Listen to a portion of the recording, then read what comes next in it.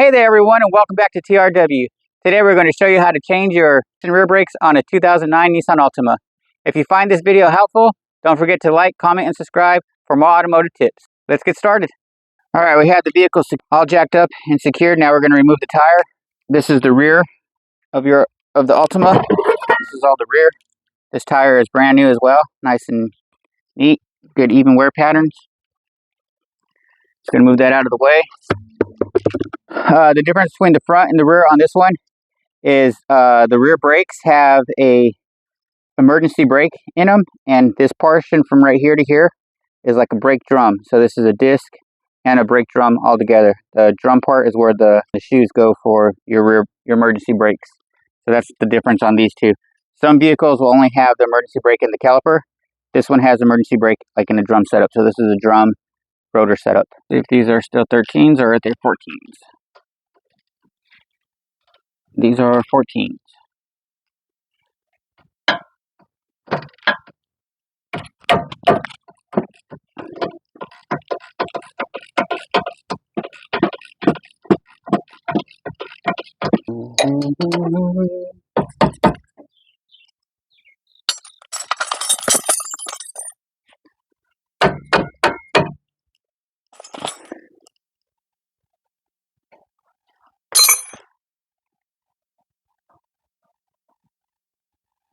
And since the rear brake is in this drum portion, this piston on this caliper just goes back in just like a regular piston. So all you got to do is just use a tool to feed it back in.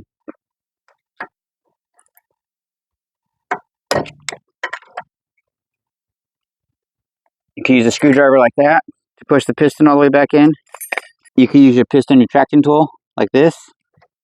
You can use a C-clamp. You can use channel locks. You can do many things to get that piston back into its housing.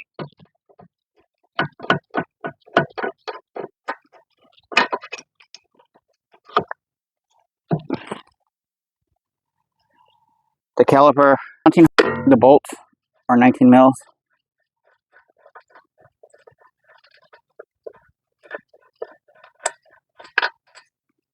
Take that one out, the top one.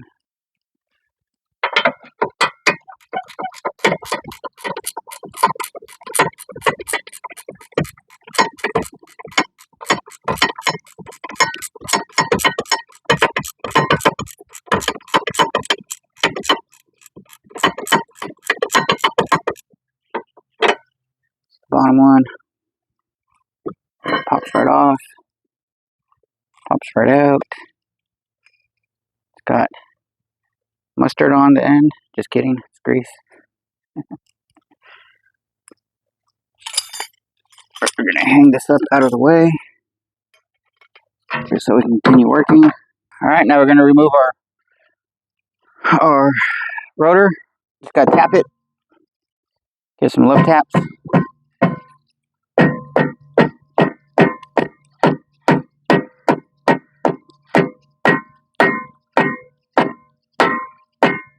Just so it comes loose. It's just rusted on right here at the hub. Gonna have to get our favorite lubricant and spray it down with it.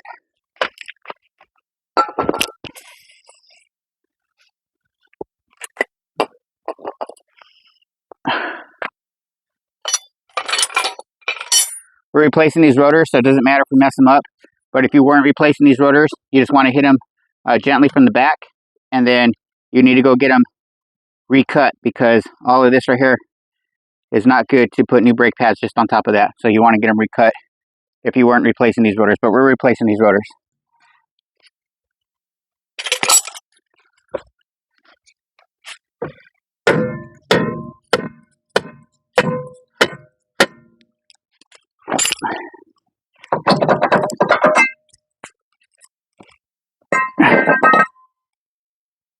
So if you look here, you have your emergency brakes. These are just like drum brakes in the shoe, like I was saying earlier. You have a drum, which was on that rotor I showed you already.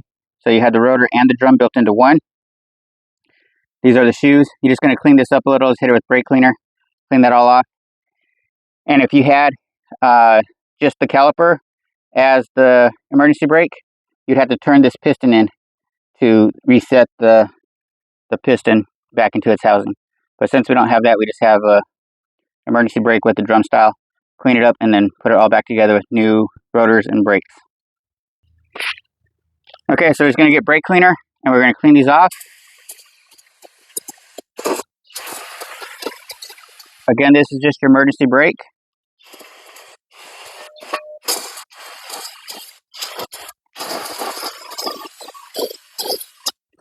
This is a little star adjuster to adjust these so that you have perfect tension on the emergency brake.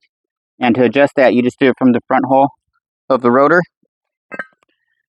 This rotor has an extra hole right here, and that's the hole you would use to adjust this star adjuster for the rear, for the emergency brakes. So all we have left now is to put our rotor and then reinstall our brakes and our hardware. We're going to place this on.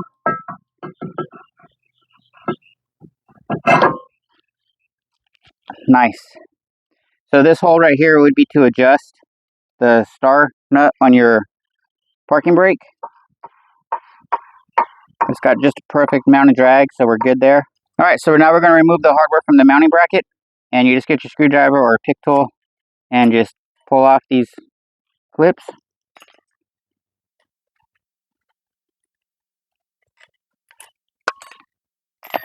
And you're just going to clean it up. Take it to like a grinding wheel if you have one, with the little wire discs, and just hit it up in there, make it nice and pretty. I don't have one of those. I'm just going to use a wire brush, hit it down real quick, and then hit it with some brake cleaner. This one wasn't too bad, so just clean it up as best you can. We already hit it down with brake cleaner. Now we're going to get all the hardware and the brakes out.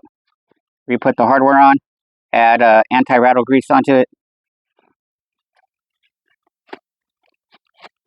and then tighten everything down to specs. We're using Reassembling brakes for this one, and it should come with all the hardware and the pads. Here are the pads, nice looking pads, ceramic. Here's the hardware that came with. It's the part number if you just need the hardware.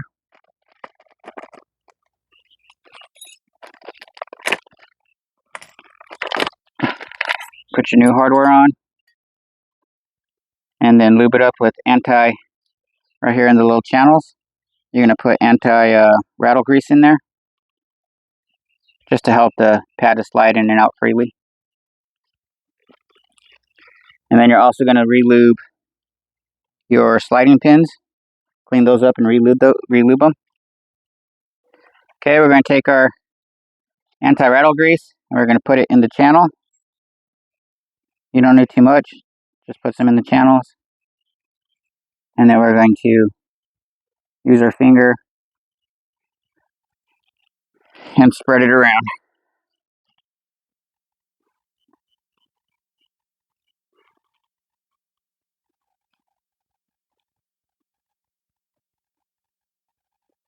You want to take this same grease, lube up the pins,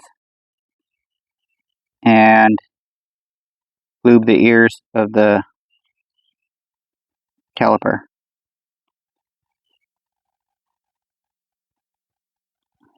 So you should have something that looks similar to that once you're complete. Got it on all sides. Now we're going to put our mounting bracket back in with these bolts.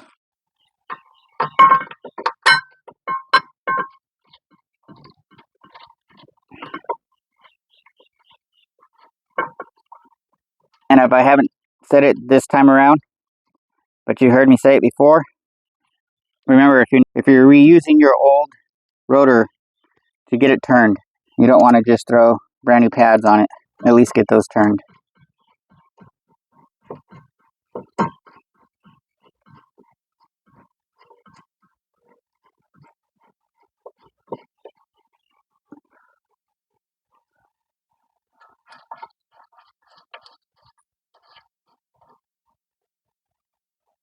Okay, so here are our brake pads, ceramic.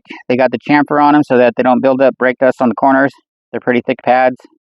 And they also have the shims on them already. Got the shims on them. Here's what our old ones look like. There's just a little more life left on those, but we're already in here, so we're just going to replace it all at one time. Stick each one into the ear that you just lubed up.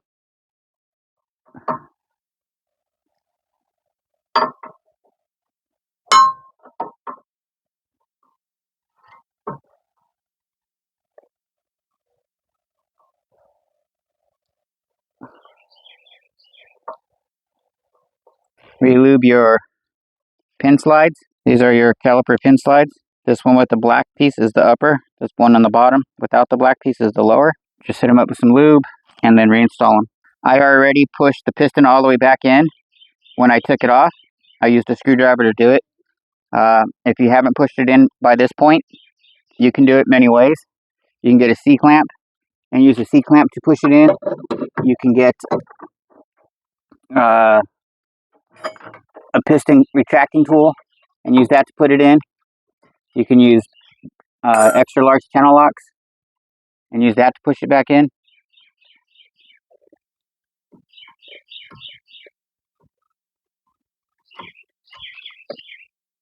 Put your pins back in.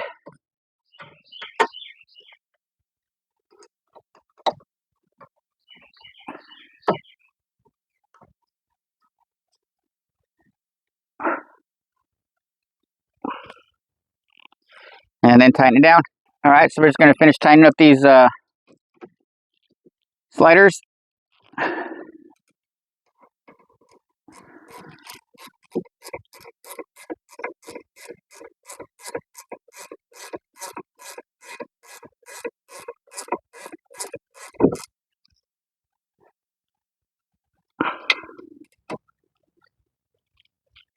Torque them down to specs. I use German specs. Everything looks good. Make sure you have everything back in and everything is torqued down properly to specs, and the brake caliper mounting bolts and the sliding pins. Everything is torqued back to specs now. That's what it looks like once you replaced everything in the back. Before I put that wheel on, we're gonna spray it down one more time with brake cleaner,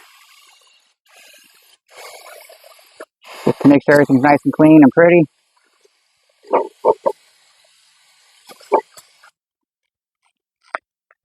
Now we'll put our wheel back on.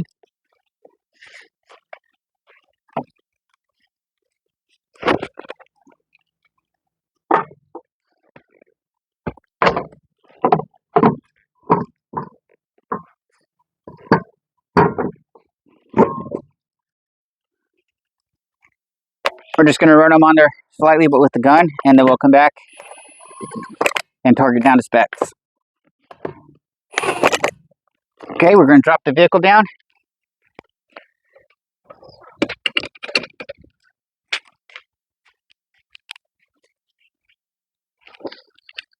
And then torque it down to specs.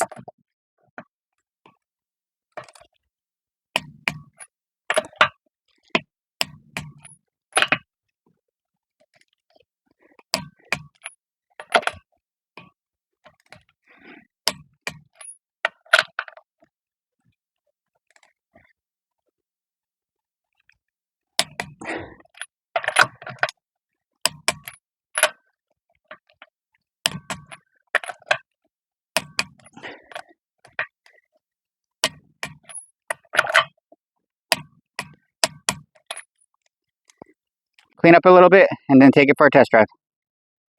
Okay, so we finished up the test drive here. The only thing light we have left is this TPS sensor for our tires, pressure control sensor. I have to order 3 new sensors in one day and then we'll put those in. So if you like this kind of content, please remember to hit the like button, subscribe, and leave some comments down below. Let me know what kind of content you guys like to watch, and I'll try to produce more of that. Thank you for coming along with me on this brake job. Until next time, thanks for watching.